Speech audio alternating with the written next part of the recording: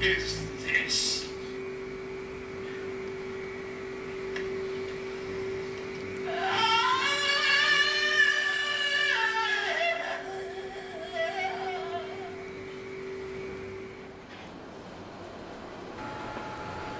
Well, it's here, a day I thought would never arrive.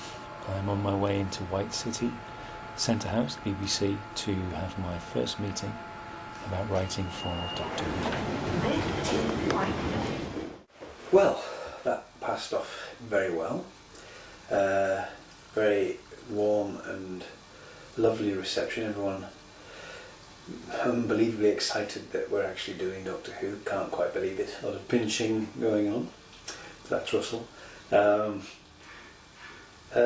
Yeah, so now I sort of took them through my ideas based on Russell's original outline of the story.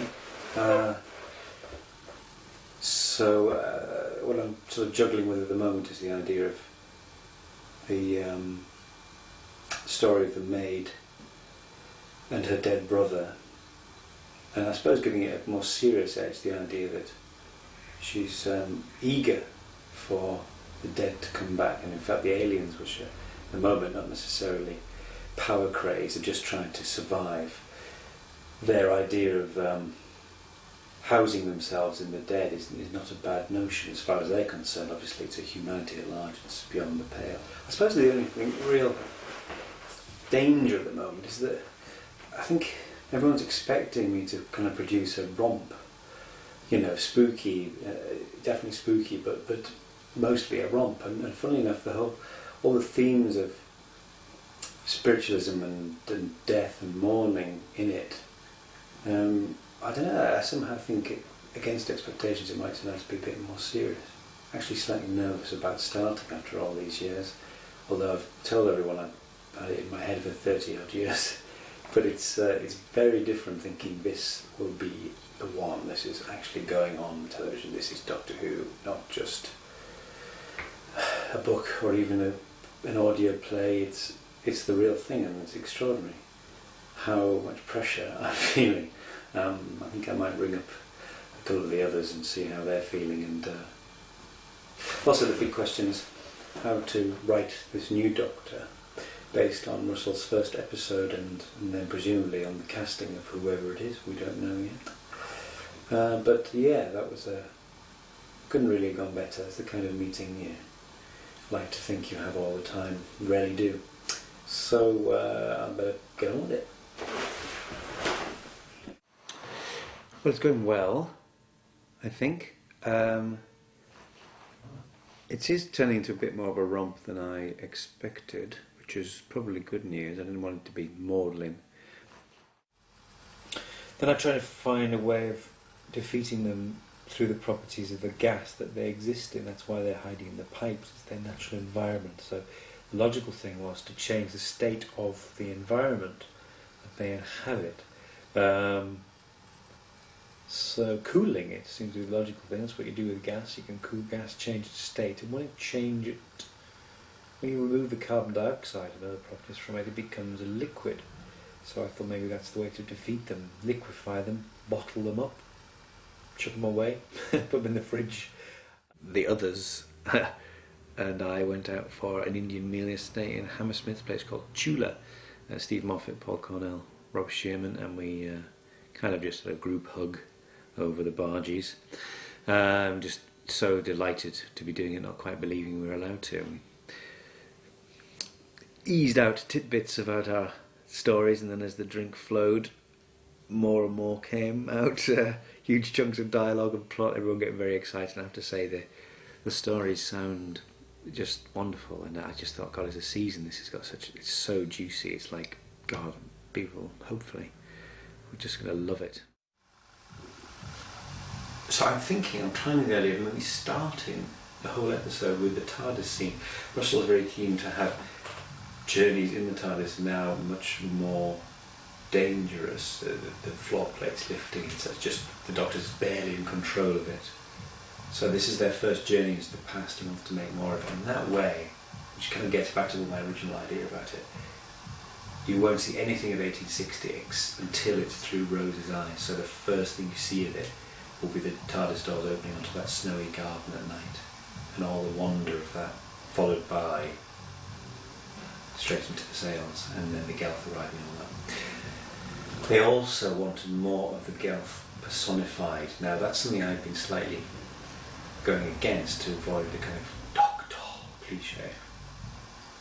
But I think maybe they're right. I think Phil Collinson said maybe the reason it's a cliche is because that's what Doctor Who does very well, and you kind of want those moments.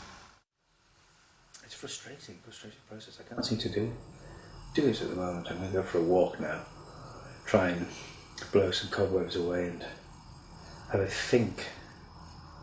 The heart of it. I probably need to read Russell's script again to get more of the flavour of the new approach. I think what's happening is it's becoming too traditional, doctor-companion relationship, and not that I don't want to, destroy all that, but yeah, difficult, very difficult. It's Christopher Eccleston. Doctor Who is Christopher Eccleston. An amazing sequence of days, starting on Friday. There was just suddenly all over the internet a real buzz in the air. I went in to see Lorraine and said, "Is it true?" And she said, "What?" And it was all very secretive, negotiations still going on, and then by the end of the day it had been announced, and they sort of bounced into it. Oh, very strange. Very positive reaction all round. Most people I've spoken to had initial thoughts of his doer sort of TV persona is at odds with the fun of Doctor Who, but I just keep thinking of, first of all, having worked with him and met him, and he's a nice guy, and he wants to have more fun in his life, in his career rather.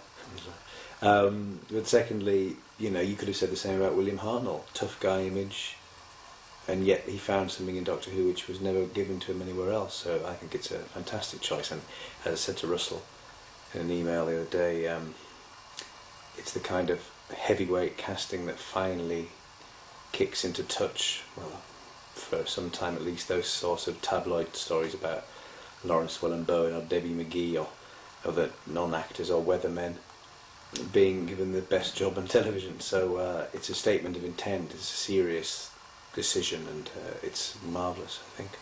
And now, of course, we can start thinking about tailoring the scripts to him.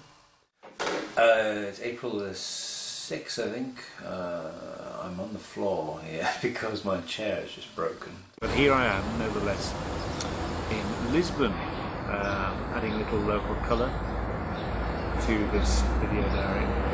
Very funny idea, change of direction to open it out a bit and to get away from the house, is to set it in a funeral parlour and have the Gelf already coming through Gwyneth, although she doesn't know it, and sort of experimenting on various members of the dead, so that the Undertaker and his wife, Mr. and Mrs. Sneed, as they're now going to be, are much more.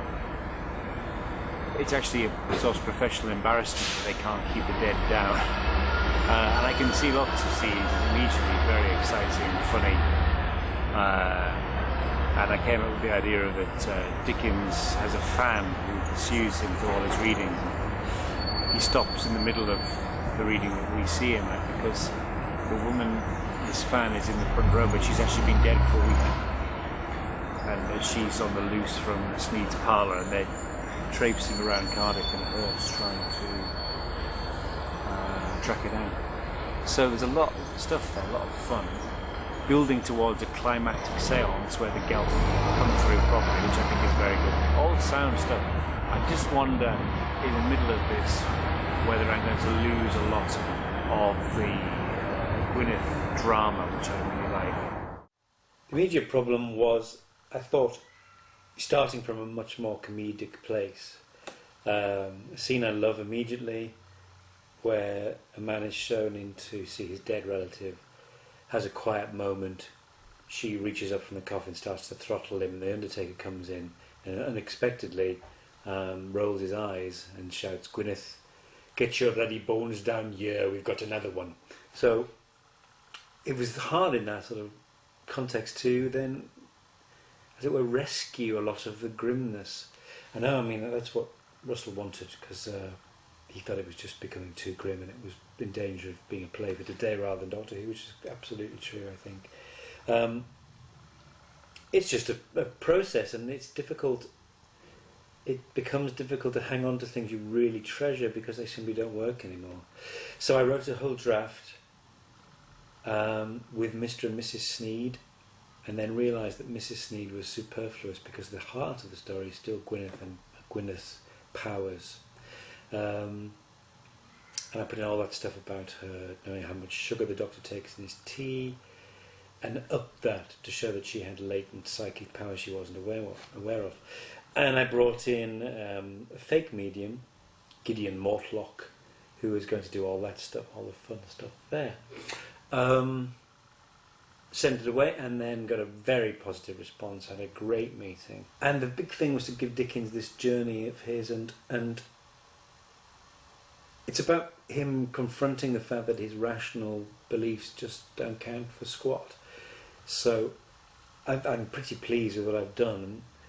He kind of runs away and then makes a bold decision to come back and help the Doctor, and it is he who comes up with the notion of turning on the gas taps to draw the Gelth out, which I thought worked well. Whether it's right or not, I don't know, but it seemed like the only way to give him a real job at the end. Tell us more coherently where we are. Right, where we are, the three of us, the four of us in fact, as you found as well, even though you're behind the camera. I am camera. As the we four, the Chula, and are meeting collectively to go to the first read-through of the new series of Doctor Who, Christopher Eccleston and Billy Piper. And we're going to listen to some episodes written by Russell T Davies, who isn't here because he's a smart ass. And how have you enjoyed the experience so far? So far, I've had a whale of time. I absolutely loved it. It's brilliant. Brilliant. I never get to write anything like this. I only write about breasts and people having complex love lives. To write about monsters and cliffhangers and monsters, breasts, and complex love life. Yes. In fact, that's the difference. The moment in my script, I don't know if it's going to survive, so I'll put it here. There's a major plot twist around breasts. I don't think I can get away with that. Working out how I'm going to write the scene. The sound of Robert Holmes spinning. Yes. All right, I'm moving now across. Please identify yourself. I'm Paul Morrell. Tell us some more about yourself. I'm a rather bad writer of television, but quite a good writer of novels, I think. Who's lucked out and finally got his dream come true since I was 10, of writing a Doctor Who story for TV. Tell us a little about your story, Paul. Mine's called Wounded Time, and is about Rose's past and family. Which episode is it? 8. How have you enjoyed the experience so far? It's been fantastic. This is so upbeat, this, I love it. I've got to do what I want to do, and I'm thoroughly proud of what I've written. Excellent. You know the only sad thing? We'll never clear this music. Mark, here's where you out there. Please identify yourself. I'm Rob Shearman. I'm also a writer on the new series of What a TV good Doctor Who. coincidence. We're all Amazing, here. isn't it? Yeah. We're all here. Writers. On which episode are you kind of writing? I'm kind of writing episode 6, which hasn't got a title at the second for various reasons, which may or may not become clear Posterity, later. surely this is okay. Oh yeah, of course it is. Well, my episode was called Dalek, and What was it about? and, we read the episode 1, episode 4, and episode 5 around a big table at the Millennium Stadium in Cardiff, and it's gobsmacking. It's actually now really happening. Doctor Who we're actually starting, and Christopher Eccleston is extraordinary. He's got the charm and the humour and all the light touches and the great serious gravitas that I was hoping for, and he's got an amazing rapport with Dame Billy Piper as Rose, and it's just going to be such fun. And actually seeing it for the first time, and obviously everyone was very nervous because read-throughs are always very, very tense. Sitting around a big table and just seeing all the cast just relax and have fun with it, and just seeing how well it's going to be. Terribly exciting. You know, Doctor Who starts again now. August the 4th, Bray Studios, on location, Miss Marple, as you can probably tell. And we looked at some sort of mood boards for episode 3, and they'd done their research, lovely stuff, and we talked about casting. To my delight, they had seen Alan David, an old favourite of mine, who was top of my list for Sneed, and he loved him, so really fingers crossed for that. Today is the day, Doctor Who Day. In the car on the way to Cardiff for the first day of shooting on my episode of Doctor Who, The Unquiet Dead. It's been a long journey, and we've still got to get to Cardiff. But the sun is shining, it's a beautiful day, the beaches are open, and, well, can't wait. Yet let any man explain, if he can, how it was. Sorry. Cut that. Cut and reset. Thank you. Sorry, not what's this? How it happened. Oh, no. Cut and reset. I'm doing it in night. I'm doing it in night vision, like Most Haunted. Dickens says, "What phantasmagoria is this?"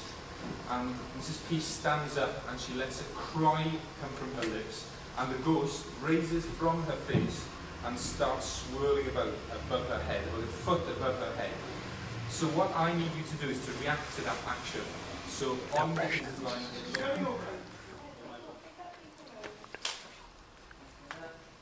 and action! Oi! Leave her alone! Stop her, I'll get her! Be careful! Cut! Great. So it's a tribute to the script, bless him. He's such a Dickens expert. He's so enthusiastic. Chris was saying to me how he's completely dedicated to it, really wants to go for it and loves the idea. And it was magic, really. The strangest thing of all was just hearing people casually saying the Gelf, especially the first assistant line to say, so the Gelf is streaming up into the upper circle, and you look at that, and the Gelf come through, and then the Gelf over there. It's just a silly name for Doctor Who monster. Power.